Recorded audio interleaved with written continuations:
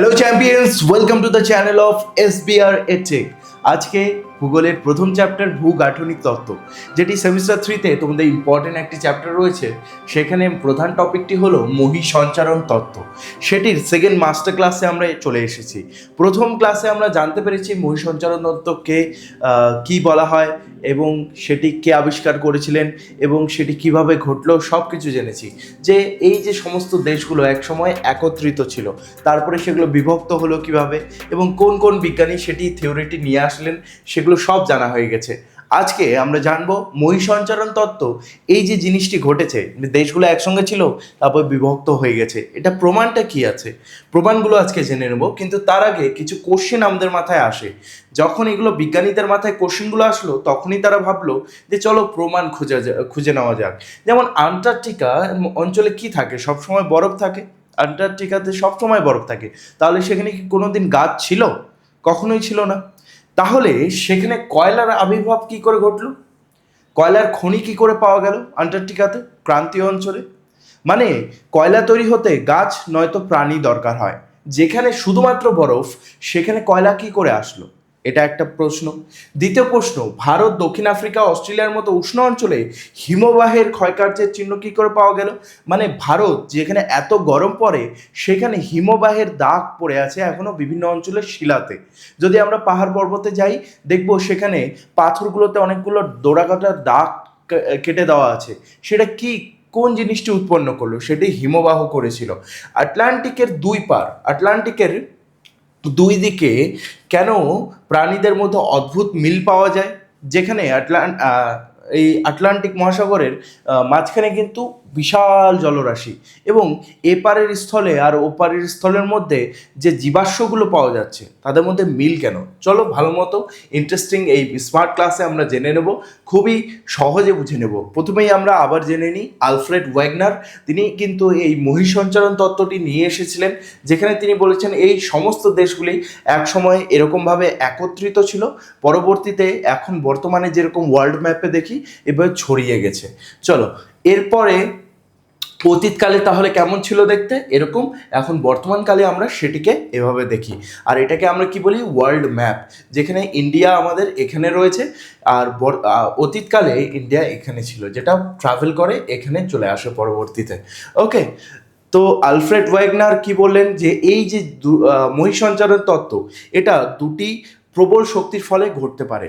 একটা হচ্ছে জোয়ারি শক্তি। জোয়ারি শক্তি বলতে সে জোয়ার ভাটা যেটা দিয়ে হয়, মানে চাঁদ আর সূর্য, সেটার ফলে কি হয়, এই যে জমি ভূভাগগুলো এগুলো ধীরে ধীরে নড়তে থাকে, এভাবে হতে পারে। বা মেরু কেন্দ্রিক বা অভিকর্ষ বল, মানে এই যে পৃথিবী যে ঘুরছে, ঘোরার ফলে কি হচ্ছে, যখন দেখবে একটা তুমি বলকে ঘোরাবে ফুল স্পিডে, দেখবে বলটা কেমন চ্যাপ্টা হয়ে গেছে, বা ব্যাটে যখন লাগে বল এক জায়গায় ঘোরে, বলটা কেমন চ্যাপ্টা হয়ে যায়। সেরকম পৃথিবী যখন ঘোরে, পৃথিবীর শেপ কিন্তু বদলে যায়, এবং তার সাথে সাথে কি হয়, এই যে এই ভূভাগগুলো এগুলো হালকা হালকা করে নড়তে থাকে। এবার তুমি ভাবতে পারো, স্যার আমরা বুঝতে পারি না কেন? কারণ এটা খুবই মানে সীমিতভাবে ঘটছে। এটা হতে মানে এগুলো সমস্ত ভূভাগ হয়তো ধরে নাও একটু নড়তে হাজার হাজার বছর সময় লাগে, তার জন্য আমরা সেটিকে বুঝতে পারি না।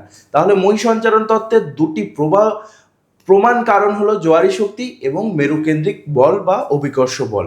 তারপরে এই যে ভালো মতো আমি এখানে ইমেজ একটা দিয়েছি, যে পৃথিবীতে ঘুরছে, পৃথিবীর ঘোরার ফলে কিন্তু সেই দেশগুলো যেভাবে পৃথিবী ঘুরছে সেভাবে নড়তে থাকে।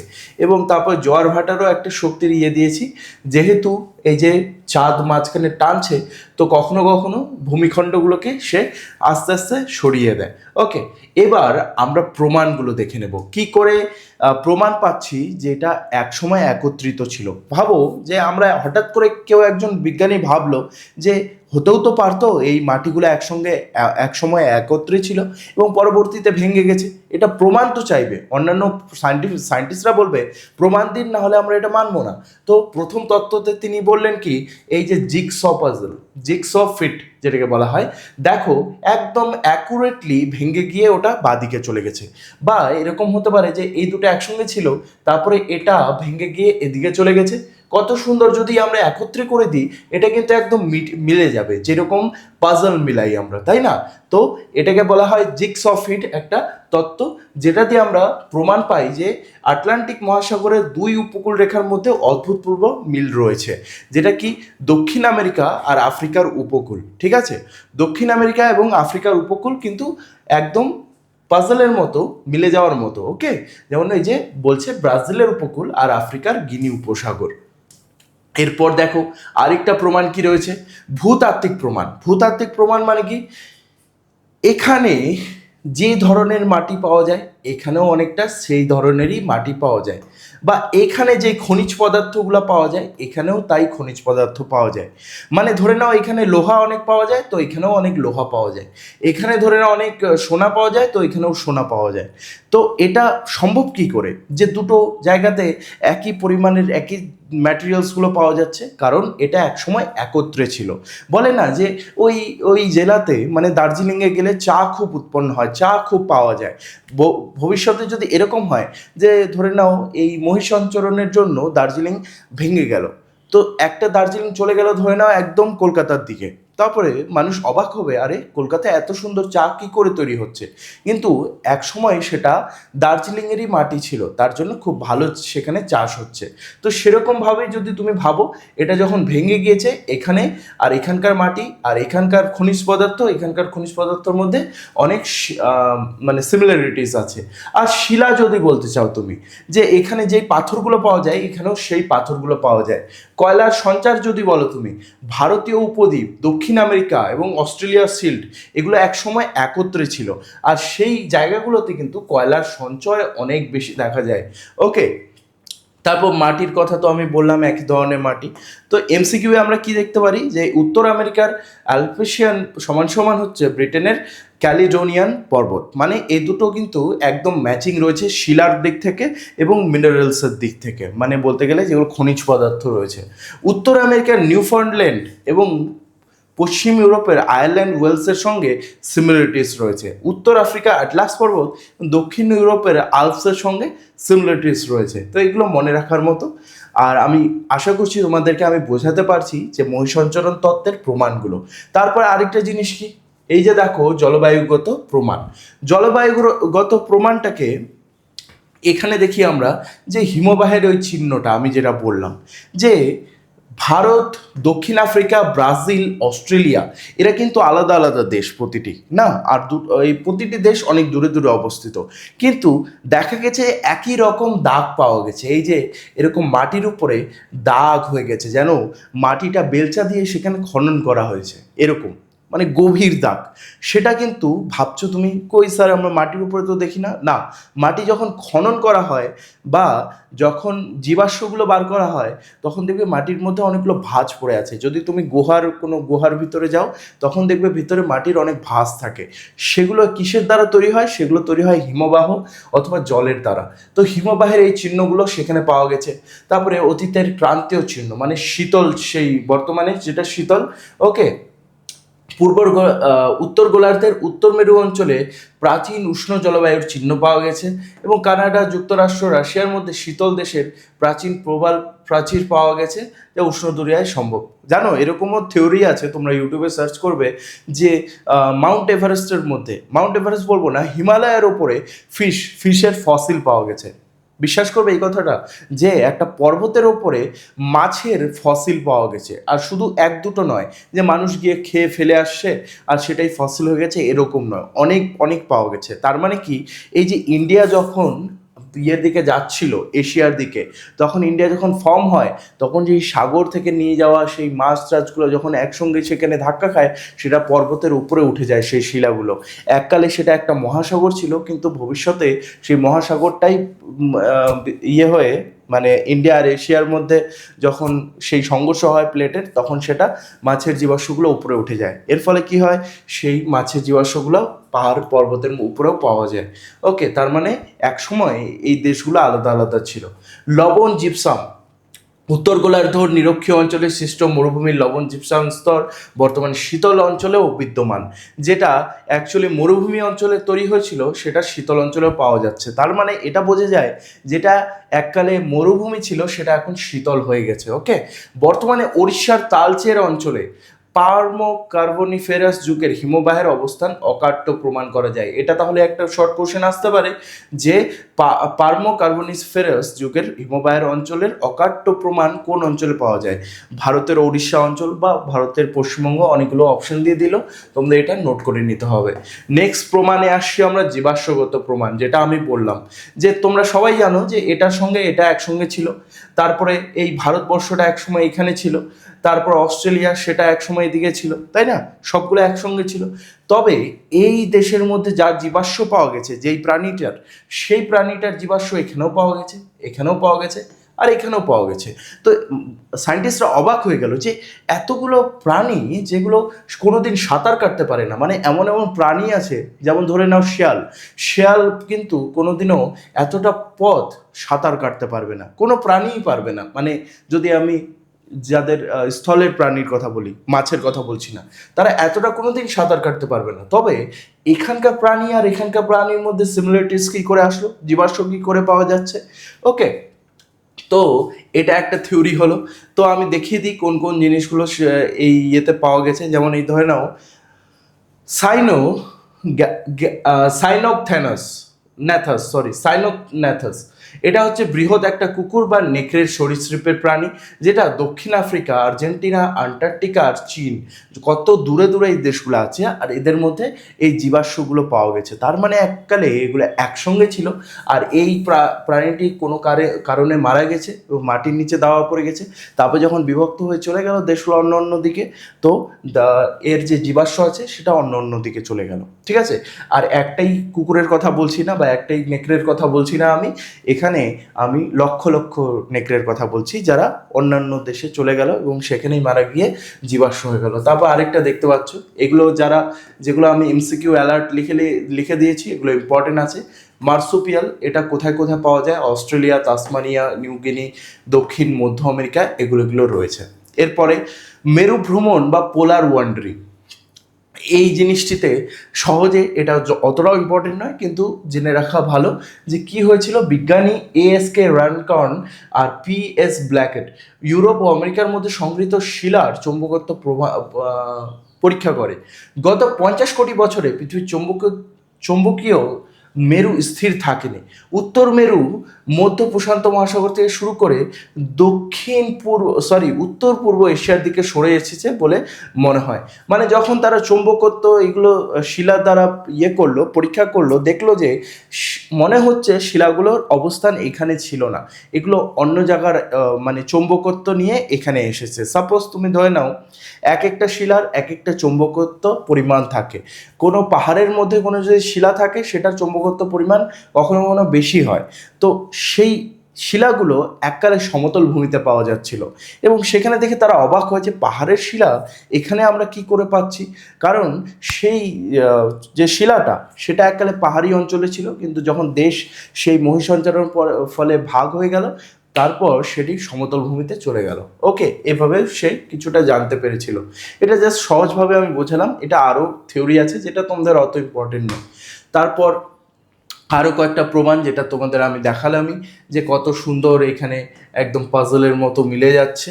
ওকে, এরপরে খনিজ ভাণ্ডারের কথাটা আমি বললাম যে এই দুটা ভূমি কিন্তু ভাগ হয়ে গেছে, কিন্তু খনিজ পদার্থগুলো এটা এখানে শেষ হয়েছিল, তো এখানে গিয়ে আবার শুরু হয়েছে। মানে এই যে মাঝখানে সাগরটা আছে, এককালে তো একসঙ্গে ছিল, ভেঙে গেছে, তারপরে এই যে এটা এককালে কন্টিনিউ ছিল, কিন্তু এখন ভেঙে গিয়ে এখান থেকে শুরু হয়ে আবার উপরের দিকে গেছে, আর এই হচ্ছে নিচের দিকে গেছে। মানে এককালে একসঙ্গে ছিল, এখন সেটা বিভক্ত হয়ে তবুও কিন্তু কন্টিনিউয়াস আছে, কিন্তু মাঝখানে এখন সাগর চলে এসেছে। তারপরে আর কি দেখতে পাচ্ছি, এরপর দেখতে পাচ্ছি আমরা বিষুবরেখায় সেই বরফের দাগ, যেটা আমি বললাম এক সময় এগুলো একসঙ্গে ছিল, তো এই এরিয়াগুলো পুরোটাই বরফে বৃত ছিল আর বরফে আবৃত, কিন্তু এটা যখন ভাগ হয়ে গেল বরফটা থেকে গেল শুধু এই অঞ্চলে। কিন্তু এক সময় যে সেই বরফের দাগগুলো সেগুলো কিন্তু এই ভারতবর্ষের মধ্যে, তারপর অন্যান্য দেশগুলো, আফ্রিকা বলো, উত্তর আমেরিকা বলো, সবগুলোতে কিন্তু থেকেই গেছে। ওকে, এগুলো থেকে গেছে। এবার তোমরা যদি বলো বরফটা কিভাবে দাগ ছাড়ে স্যার, বরফ কিন্তু জাস্ট আমরা হাতে যেটুকু বরফ ধরি সেরকম না, এরকমও হতে পারে যে কলকাতার মতো বিশাল একটা বরফের চাই সেটা আস্তে আস্তে নড়ছে। যখন সেটা নড়বে, একটা কলকাতার মতো বিশাল একটা ইটের কথা ভাবো, কলকাতার সাইজের, সেটা যদি হালকা নড়ে মাটির নিচটাকে কি করে দেবে, খুঁড়ে দেবে। সেই মাটির নিচটাকে একদম কি করে দেবে, একদম সেখানে পুরো দাগ কেটে যাবে। ইটটা যখন ঘষে যাবে দাগ কেটে যাবে, সেই দাগের কথাই বলা হচ্ছে। এবার স্যার তোমরা বলতে পারো স্যার বরফ কি হাঁটে বা বরফ কি নড়ে? ইয়েস, বরফ হচ্ছে অল্প অল্প করে নড়তে থাকে, যেরকম ভূমিগুলো নড়ছে, যেরকম জলগুলো নড়ছে, বরফও অল্প অল্প করে নড়তে থাকে। ওকে, চলো এরপরে মহাসঞ্চারণের কারণ আমি দেখালাম তোমাদের, অভিকর্ষ আর জোয়ারি শক্তি রিভিশনে আমি তোমাদের বলে দিচ্ছি। আর এই তত্ত্বের সীমাবদ্ধতা কিছু ছিল, যে একজন গাণিতিক ছিলেন, তার নাম হচ্ছে হ্যারল্ড জেফ্রি, ঠিক আছে, হ্যারল্ড জেফ্রি। ওকে, হ্যারল্ড জেফ্রি তিনি বলেছিলেন জোয়ারি বলকে বর্তমানের তুলনায়, বর্তমান যে জোয়ারি বলটা রয়েছে, মানে জোয়ার ভাটার যে বলটা, ভাটার যে শক্তিটা, সেটা 10,000 কোটি গুণ পাওয়ারফুল হতে হবে বর্তমানের থেকে। তার মানে কি, বর্তমানে প্রতিদিন যেটা ঘটছে সেটা প্রায় ধরে নাও 10,000 বছর ধরে ঘটলে, 10,000 কোটি বছর ধরে ঘটলে, অথবা 100 কোটি বছর ধরে ঘটলে, তারপরেই ওই দেশগুলোর ভাঙ্গনটা সম্ভব। যেটা ওয়াগনারও বলেছিল যে একদিনে সম্ভব না, এটা প্রায় হতে 35 থেকে 36 কোটি বছর সময় লাগে। তো একদিক থেকে কিন্তু সঠিক যে প্রতিদিন অল্প অল্প করে পাওয়ার লাগিয়ে সেটা আস্তে আস্তে সেটিকে ভাঙছে। ওকে, এটা একটা থিওরি আছে। নেক্সট, পরিচলন স্রোত, এটাও কিন্তু আস্তে আস্তে সেই আমাদের ইয়েটাকে ঘটায়, মহাসঞ্চারণকে ঘটায়। মানে ভিতরের মধ্যে যে ম্যাগমাগুলো করছে, ফ্লো করছে, এই যে ম্যাগমা যে আছে, ম্যাগমা কিন্তু আসলে তরল। ওকে, ম্যাগমা কি তরল? ম্যাগমা বলতে সেই আগুনকে বোঝানো হয়েছে, যেখানে পাথরগুলো পুরোপুরি একদম গলে গেছে, সেগুলো কিন্তু আস্তে আস্তে ভাসছে, কিন্তু মানে মাটির নিচে সেগুলো আস্তে আস্তে ভাসছে। তো সেই যে ভাসার কারণে এই মাটিটা হালকা হালকা কিন্তু নড়ছে, যেটা আমরা সেন্স করতে পারি না, যেটা অনেক সময় পাখিরা এবং অন্যান্য বিড়াল জাতীয় প্রাণীরা ছোট ছোট ভূমিকম্পকে ফিল করতে পারে। তো সেরকমভাবে সেটা আস্তে আস্তে যখন মাটিকে নাড়াচ্ছে এবং জলও নড়ছে, সেই জল নড়ার ফলে কি হচ্ছে, জলটা সেই ভূমিখণ্ডকে একটু হালকা হালকা পুশ করছে, সঙ্গে সঙ্গে মাটিটাও পুশ করছে। এর ফলে কি সেই ভাঙ্গনগুলো ঘটে। আর এটা কি একদিনে ঘটে না, এটা হতে প্রায় 10 থেকে 35 কোটি বছর সময় লাগে। আর একদিনে হতেও পারে যদি পৃথিবীতে হঠাৎ করে কিছু পরিবর্তন হয়। সাপোজ হয়ে নাও সূর্যের টানের পরিবর্তন হলো, বা আমাদের পুরো পৃথিবীর ইয়েটা চেঞ্জ হয়ে গেল, ম্যাগনেটিক ফোর্সটা চেঞ্জ হয়ে গেল, তাহলে হতে পারে। এটা কি পুরোপুরি আমাদের মানুষ যে ইয়েটা আছে, সিভিলাইজেশনটা মানুষের পুরোপুরি বিলুপ্ত করে দেবে, যেরকম ডাইনোসরদের করেছিল।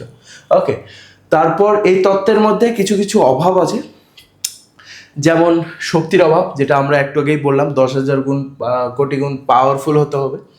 তারপরে ফিট সবসময় হয় না, সবসময় ফিটটা হচ্ছে না। দেখো, এটা আমরা যেরকম ওয়াগনার যেরকম বলেছিল একদম মিলে যাবে, সেটা একদম সবসময় মিলে না, অনেকটাই মিল খায়, ঠিক আছে। তারপর আরেকটা আছে সময়ের ত্রুটি, যেটা ওয়াগনার বলেছিল যে প্যানজিয়া কেন মেসোজাইক যুগেই ভাঙতে শুরু করলো, মানে 30 বছর 35 কোটি বছর কেন লাগলো। এটা বেশিও লাগতে পারে আবার কমও লাগতে পারে, সময়টা একদম ফিক্স না।